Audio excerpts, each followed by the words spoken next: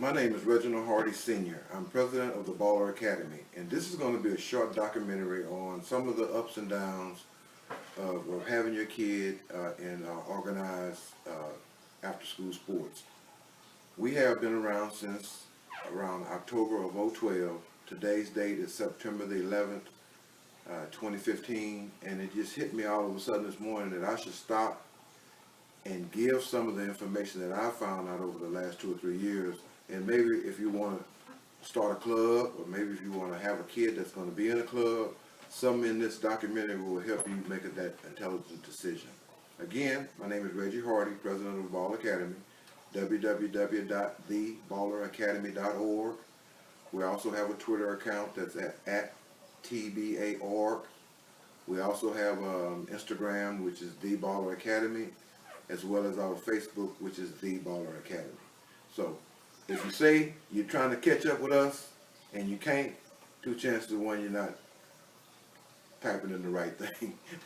But anyway, I'll be short and we'll get right into our documentary. I wish you guys have your pens and paper out. You're welcome to contact me at any time if you want to follow up on some of the things I talk about. My belief is information is free, but my services cost you money. So get ready for a bunch of free information. It's not going to cost you anything but a little of your time, and you may even learn something. Hello, we're back. We had a lot of discussion on how should we start this documentary, and I started dealing with most of the players, and then we'll progress on through to the business side of having a sports club and traveling and hotels and booking tournaments and so forth and so on. But right now I want to start off with actually the players. We have 2 teams, a 14U boys team and a 17U boys team, and this year we're developing our first elementary school team. We don't know what age group those kids are going to be because it's going to be pretty much based on the kids that come to us and how that kind of pans out. But it will be a 3rd team going into our 2016 season. First of all, parents. 97.9 The Box interviewed me, and they asked in general, a general question, basically, what were kids' problems for today? And my whole answer was, it's not so much the kids. In my experience with having an organization of youth, it's mostly the parents that I have my biggest problems with. Kids, they're easy to influence, so you can change them in a positive way. Even if they're negative kids, if they hang around you long enough, some of what you're talking about and what you're doing is going to work out. But when you're dealing with parents, it's a whole new ball game because they walk in, they think their kids are Michael Jordan or somebody, they want specialized treatment. And the type of organization we got, we're more interested in the academic side of our athletes.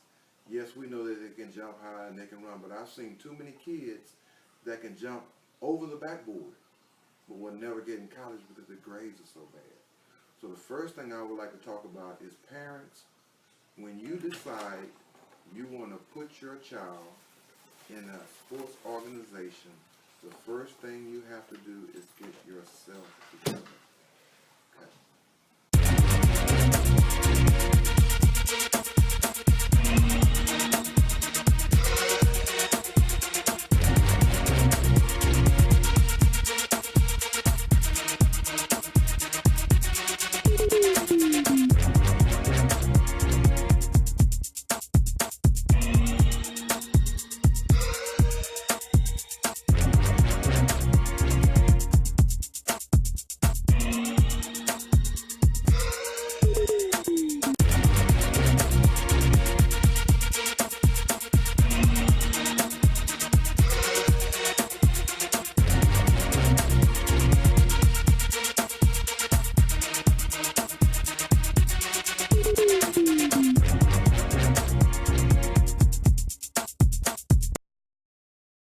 Hello, ladies and gentlemen. Welcome to another episode of the Baller Academy. We're going to talk about 2 different topics today that's kind of been on my mind, and it probably help you out a little bit when you get ready to decide whether you want to put your kid in a program or not. The first one is going to be called Good Student, Bad Parent. And let me elaborate on that. When we started Ball Academy, we started out with $99 a month per kid. That would be the fee. That's a really low fee for an AAU organization, because most organizations, they charge you anywhere from $125 to $150, and I've even seen $200 being charged per month. So when we came into the game, we wanted to be reasonable and be lower than pretty much everybody else. So the consensus was $125 to $200 on average. We set our fees at $99 a month because I wanted to be under $100. So with that being said, we set it at $99 a month. Now, because I know most parents, or a lot of parents, couldn't pay the $99, we took it a step further and we designed a sliding scale, which went anywhere from zero total sponsorship until up to $99. We had $75, some kids paying $75, some kids paid $50, some kids paid $25, and some kids were totally sponsored, which they didn't pay anything. That being said, I had a parent that was actually paying $15 per month. And we sent out group texts to the parents to let them know about what's going on with the Ball Academy in advance, about tournaments, about events that we're going through, about if a practice is going to get canceled. So I have everybody by team into a group text out. 14U teams are in the text out, 17U teams are in the text out, elementary school teams are in the text out. That being said, this parent, let me back up a little bit. The kid has been with me a couple of years, taking them to Vegas, major tournaments, H-Town Classic, Kingwood Classic, Icebreakers. So this was not a new kid. This was a relatively what I call one of my premier kids on my premier team, my 17U team. The parent got frustrated, called me, actually texted me back after I had sent out a group text, and shared with me that she was very disturbed about my texts. She didn't want to. She got upset when my text came through. Just the idea of me texting her would make her upset. She didn't want to read it. And at that point, I explained to her that it wasn't personal. I put group stuff in, send it out to everybody. If the shoe fits you, wear it. If it doesn't, just bypass it and go on to the next text. But the conversation got strange as the more I text her to try to get her to understand why I group text and why I like to have our parents know everything about their kid, the more frustrated she got. And it finally got to the point where I realized that it came to me, well, just take my name out of the text out. Well, if I take your name out of the text out, then you're not going to be officially part of our team, because I don't want everybody else, 99% of our people, knowing what's going on. And because I've had that happen before. One parent come up with, we didn't know, I didn't know you was going to have a tournament this weekend, I didn't know, yada, yada, yada. So to alleviate that, we sent everybody the same information. And I shared that with her, ma'am. If I take you out of the group text, that means that you don't want to be a part of the Ball Academy, which means I obviously have to let your son go, take him off the roster. And so she sent a couple of derogatory texts back. And so I, as president, made the executive decision to do two things. Number one, take her off the text that she requested. And number two, take her son off the roster. The first part was relatively easy. It was the second part that I toiled with, because I get really emotional with my players. The kid is a great kid. He's had some issues before. We talked through them. We actually suspended this kid off the team for a while and brought him back after he straightened up his act a little bit. So I was kind of thrown, but if you ask me to take you off, if you say you don't want to be a part, then it's my job as president to give you that. So after taking them off and taking them off the roster, I was sitting there thinking about how much I had done for this kid and how much I had done for this family. But that's what I want to get to. Good kid, bad parent. The parent, the person, the mother, never saw a dad, so I'll just speak on the mother. Never came to practice. I can count on one hand in 2 years how many games she attended. Now, she did show up in Vegas, but I'm thinking from what I saw, it was more to show up in Vegas so she could have a good time, as opposed to showing up so you could support your child. That being said, I kind of looked at it and said, you know, great kid, Love him to death. Matter of fact, the last time I saw him in the game, we won the tournament. This kid's roughly 6'1", dunked 3 times. Had never dunked in a game before. But because of our conditioning programs and our mentoring programs and yes you can attitude, the kid achieved dunking at 6'1". That being said, it was very emotional to have to take his name off the roster. One of our premier kids, a starter, great kid, great grades, and potentially a college athlete. But you know, I'm from old school, and I believe heavily in God, spirits. They tell me, if one kid goes, I will send you 2 more. And that happened. It actually happened. Unfortunately, right after that happened, I had someone come in and say, I will purchase for your 17U teams 10 uniform packages consisting of home and away uniforms, breakaway pants, and a nice shooting shirt with a carrying bag, $250 per kid, times 10. And all I could think about was this kid was going to miss out. Not that the parent was going to miss out, but this kid was going to miss out on some really good stuff. We're going to be in the top tournaments in Houston. Icebreakers, H-Town Classic, Kingwood Classic, another trip to Vegas. Those 4 tournaments alone could be the difference in getting a scholarship and not getting a scholarship. So that being said, I'll end it on this. I know that I'm going to run into some great kids. Don't worry about the kids. I worry more about the parents' commitment to the kids and to our organization. So that being said, I made an executive decision on that day. Let the kid go, let the parent go, and not go out and recruit kids, but go out and recruit parents. Because that's the concrete on which we're built on, the parents, not necessarily the kids. So I went back to our bylaws and our policies, and I actually wrote that into our policies. That if I don't see you and meet you personally, then your child probably will not be a part of our organization. If I can't get you to volunteer in lieu of you paying those $99 a month, then your child probably won't be a part of our organization. If I see you once or twice a year, then your child probably won't be a part of our organization. If I see you 1 or 2 tournaments a year, then your child probably won't be a part of our organization. What am I trying to say? I need committed parents. More important than I need committed kids.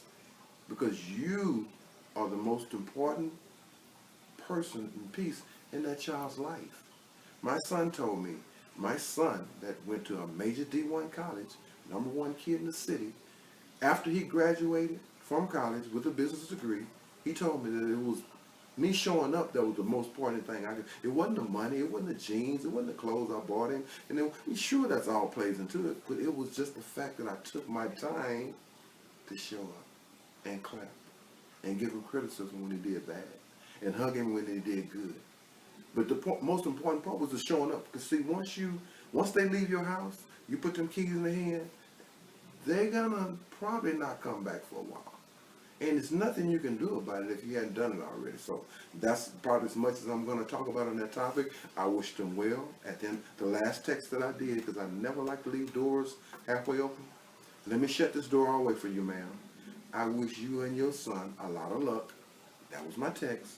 He's a great kid. I wish you get with an organization that's conducive for you and him. Now, I've seen the good organizations. They're not going to tolerate it. They're just not. But that's not for me to worry about. My mission now is to move on and fill that kid's jersey. Fill that kid's sponsorship spot. Because that's millions, that's 100,000 kids out here would love to come in and pay $15 a month to be on a certified AAU that's doing major tournaments and going across this country. It's hundreds of thousands of kids who get that. So I'll leave that one on that.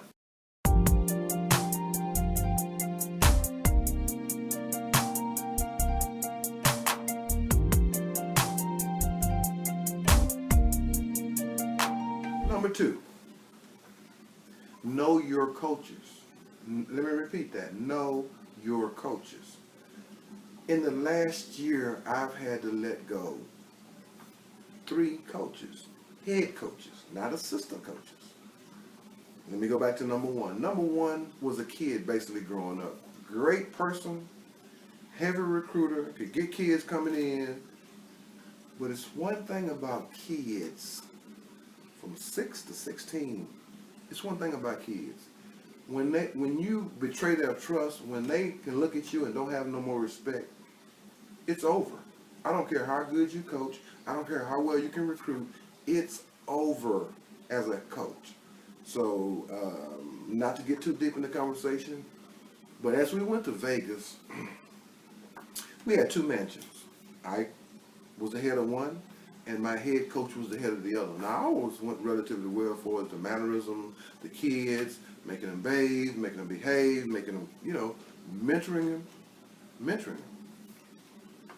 And a part of our deal was we're going to bring everybody over to one house, and we're going to eat here, and then we're going to come all over to another house, and then we're going to eat there. When they came all over to our house, went like a charm, because it was well planned out. It was more than enough food. We had fun. The parents were communicating, and all pools in the back, and just had really a lot of fun. When we went over to the second house, I was greeted with windows open, doors wide open, rap music blasting, negative rap music blasting, unedited rap music blasting, in a neighborhood full of $1 million homes. Now, keep in mind that the home we was in was a leased home owned by a corporation, and they leased it all the time. You have gamblers coming into Vegas, you have parties, wedding parties, so they're used to. But what you don't understand was everybody around that house stayed in those houses. Those were their houses. Those were not rentals. $1 million house, rental house, $1 million house next door to it, we live here. $1 million house next door, we live here. $1 million house behind it, we live here. So when I got out the car and came in the house, there was a fish fry. The fish fry, I was going to cook all the fish. I walked in the house. Everybody's running through the house, talking loud. Bad music blaring out the way. And here's the killer on the cake was the family behind the house reached over the fence and said, hey, you guys, y'all kind of getting a little loud and getting out of control. We stay here. Basically what they were saying is tone it down a little bit because we stay here. You guys are going to be gone in a week, but we stay here. One of the players happened to turn around and shouted out some FUs and forget yous and some other derogatory stuff. So my point to you is, I really didn't get too angry at the kid. Oh, let me add more. Found out that there was some alcohol that the kids had gotten into. Now, that leads me to this. That could have been criminal charges because you're dealing with kids, minors. It didn't turn out to be that way because I have some very, very, very understandable parents because if it had been my child, I may not have been so understanding. But as a president, that's an automatic termination. But keep in mind, we're in Vegas, so I can't do anything right now. As soon as I touch Houston soil, that was a termination. Great person, but still had a little bit of growing to do. And so the last thing I did was tell that young man, go get yourself, well, actually we put him on probation. 6 months. Go clean your life up, straighten your life up, and I don't know. Without me looking, I don't know. Never happened. So needless to say, at the end of those 60 days, I'm sorry, not 6 months, 60 days, that went from a probation to a termination. That being said, that's Coach 1. Coach 1 is out.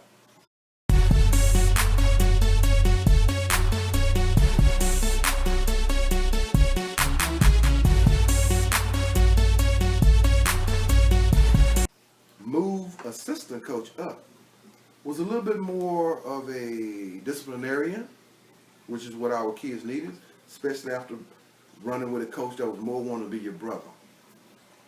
We won some tournaments, we won some games, the conditioning was good in there, the other coach's memory was kind of fading, he was putting his name on the team, and everybody's great.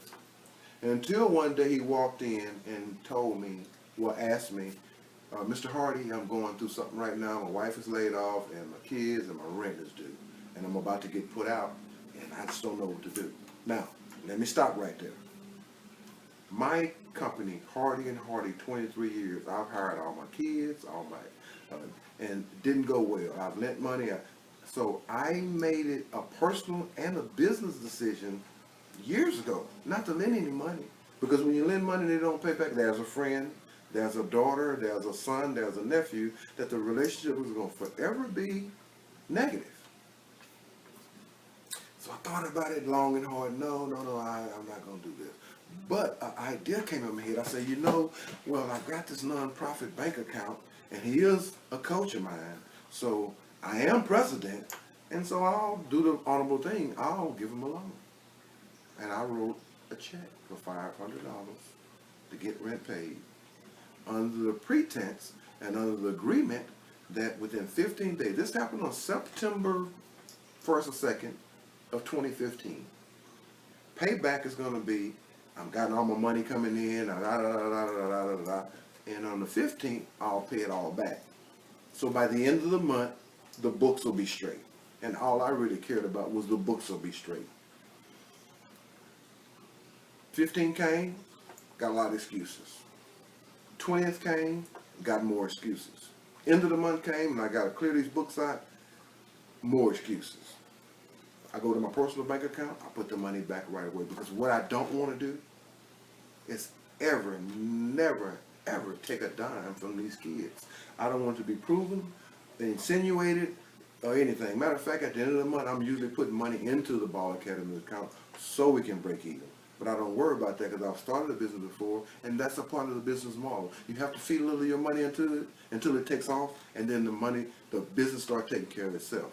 In our situation, the nonprofit should be able to take care of itself when we get sponsors in and when we get enough paying parents to make it run. But in the meantime, yours truly, Reginald Hardy, president of Hardy and Hardy, was the one putting the money in the bank. That being said, October rolls around. Comes in, looks at me every practice, that says nothing about it. And I'm hitting around, Coach, can we get on a payment plan? Now, he did pay me $100 of that loan. Never seen a dime since. So, the only thing I know how to do is say, kind of bluff a little bit, because we're in this card game now. Coach, listen, this is these kids' money, and I've got to pay it back. Still coming to practice, says nothing. So, what I do is I just put a deadline on, like everything else in my life. I don't have the time to keep on with keeping on silly, and keeping on with stupid, and keeping on with excuses. They don't get nothing done. What you get done is putting your foot down, like AT&T does, like HLMP does, like anybody else, like your mortgage, like your rent, like the same rental manager did. You got an ultimatum, sir. You got a certain amount of time to come up with that money, or you're going to have to get you a U-Haul and get up out of here, you and your family. But here I go again. So I gave the deadline. Deadline passed. Picked up the phone. Said it was over, basically. Could you return all our supplies? Could you return our playbooks? Can you return our shooting glasses and things that I've let you have through the year, loan you to you through the year? I really don't even care about the balance of the money. Sure, I would like to get paid, but the old school will tell you, never lend what you can't afford to give somebody. So I consider that a write-off to not to see you anymore. I'm actually going to pay you not to deal with you anymore. Now, some people will think, I don't have to pay him. But it's been my experience that that's a blessing you just lost. It cost you $400 to lose a blessing, because I try to be a blessing in everybody's life. Now, to get to the end of this story, I moved coach number 3. That's enough about coach number 2. I moved a young lady, quote, young lady, up from a JV team up to a 17U team, and gave her the head coach's title that's now been recently vacated. Little did I know that my 14U coach got a little upset. This was on a Friday. On that Sunday, I get a text late in the evening that he had just resigned. I'm going to resign. Now, what you have to understand about that is that coach brought a lot of the 14U players in with him from another AAU organization that he was disgruntled with and left them. So he took the kids and brought them to me. Opened up the doors, accepted them, put them in tournaments. Matter of fact, the last tournament, he was blessed to walk away with a second place trophy. Well, the team was, the organization was. So I would tend to think that this team that walked in my door had never won anything, and now you're winning second place in primetime tournaments, that we had developed them. We had made them better. But if you think you're going to just call me or text me, not call me, and tell me I resign. Now, you don't give me no notice. You just, I resign. I was upset. 5 minutes. I was upset for 5 minutes. Let me repeat. I was upset for 5 minutes. On minute number 6, I started working on the coach. Minute number 7, I started calling all the parents to see who's in, who's out, because I understand this coach is going to try to take some players with him. I was surprised that 85 to 90% of the players decided that they want to stay. At that point, I got to get you guys a coach. So you see what I'm trying to, let me back up a little bit. I'm going to worry about some stuff for 5 minutes. On the 6th minute, I'm working on a solution. I'm not going to talk about that coach. I'm not going to rag about that coach. I'm not going to get all over Facebook about that coach. I'm going to go to my website. I'm going to start taking every remnant of his existence off my website.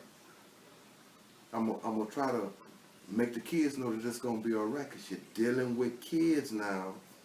And so what I did was got with the parents, the ones that wanted to stay. Most of them did.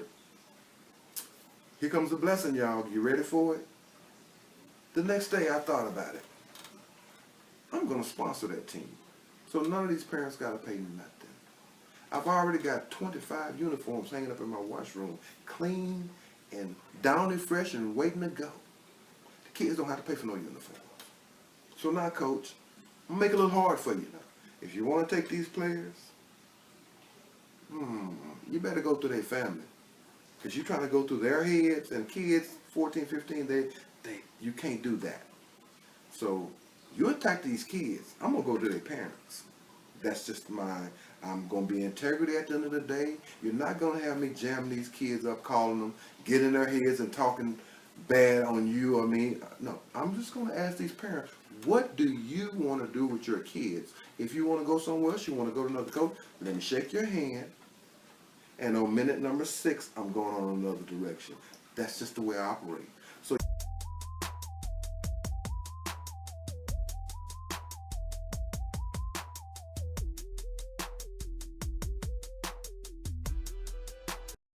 you see this skin I got? It's not bear skin. It's not rabbit skin. It ain't even snake skin. It's alligator skin. Years and years of stuff like this happening. So I'm kind of prepared for when people do me this way. You're not going to stop me from helping the next coach, which brings me back to the coach. Female coach I got now, let me go back a little farther. I asked all my coaches to send me bios so I can make a dedicated coaches page.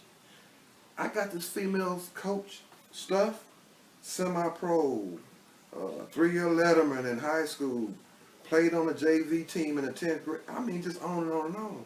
So she, and going to school to be certified. That's a certified person based on their paper. The coach that called me to resign, no coaching experience, didn't go fill out a bio. Let me see. Very hard to communicate with, because I only asked for a few things, got none of them. Asked them to go get an AAU card to coach this AAU team. Still wasn't there on the $16. $16. Asked for 2 months, 3 months, still ain't got it. So I ain't gonna sit here and just drag people. You gotta want to be on this team. Mama told me something. Do not dance with nobody that don't want to dance with you. And I look at coach that way. If I ask you to do something, I'm the president of this organization, and I give you a timeline that's reasonable, it's got to happen. If not, some other thing's going to happen that you may not like. And so I commend anybody that wants to wear the hat called president. I commend anybody because I can deal. I have the alligator skin to deal with those hard decisions. Now, on the good flip side of that coin, that team now is sponsored totally. That team now is going to have a coach and some more players. That team now is going to be in some of the biggest tournaments in the city. So am I sitting here worried about the few players that's not coming back? Am I sitting here worried about the coach that called me on a text and told me he would resign? No. I'm not going to worry about it. I'm going to keep on doing his work, and he'll give me the answer. He'll tell me which way to go. He'll tell me what to do. And I was telling my daughter today on the way from school, baby, sometimes when you don't know what to do, don't do nothing. Sooner or later, the answer will come to you. Because sometimes when we react too fast, it's the wrong decision. You get to the wire, don't take no route. Stand there for a second. Just stand there and think. Because usually when you take that turn, you got to deal with it. Good or bad, you got to deal with it. You can't back up to the wire again and make a different decision. You have to deal with it. So I wish those three coaches, well. I wish those three coaches well. My revenge will be to play them again with my ballers against your team. And if you outcoached me or outcoached my coaches and you got better players, so be it. So be it. That's the way it is. But here's one thing I'll leave you guys with. My 17U team, they couldn't dribble. They argued. Now they're winning tournaments. My 17U team was getting blew out by 20 points. Prime time, we went up against a team that blew us by 20 points last year. They blew us by 20 points last year. We won that game. It went into overtime. They sucked it up and won that game. The last tournament we was in at Crossover Gym, the team had blew us by 20 points and put it out on the internet. Put it out on YouTube. We beat that team. Some players from that team, after we beat them, the next team we was going to play, they wanted to play us so bad again that they went change uniforms. Now, this is against all tournament AAU rules. They went change uniforms, put on the other team's uniform so they could play us again, and guess who won that game? Yes, you're right. We won that game too. Two of the players off that team used to be with the Ball Academy. But we put them off our team because they wasn't Ball Academy material. So when you see those kids again and they can't beat you, that's all the gratification I need to know that I'm doing the right thing. That's all the gratification I need to know that it was the right decision to let that coach go, let that player go, not waste any more time with that player. Spend your time with kids that's going somewhere, coaches that get it. And never, ever, ever lend anybody any money that you can't afford to just give them. Now what I should have did is just gave him $500. Hey man, here you go. But I learned. I'm 59 and I'm still learning. I learned how to not to make that mistake again, and it cost me that coach. But we made some good policy, and it'll never happen again. See, I'm stupid if I let that happen to me again. One time, okay, you made a mistake. 2 times, you stupid. Call it what it is. And I usually don't call people stupid. But I'm talking about me now, so I can say I'm stupid. So it made it bad for maybe the next coach. Now what I will do, and I'll tell the world this, my coach called me, he said, Coach, it's tight, it's the middle of the week, and gas a little tight. I'm going to give you some gas money. I'm not going to loan you none. And I've done that. You can ask any coach that came to Ball Academy. I put gas in all their cars because I understand. I appreciate them coming from their homes, coming from their families to come mentor our kids, to come coach our kids. So I'll end it on this. Don't be a bad parent with a good kid. Be a great parent with a great kid. Parents, watch the coaches. Ask a lot of questions. And I'll end it on this. It's 3 coaches we don't have. Screamers, demeanors, and schemers. Screamers, demeanors, and schemers.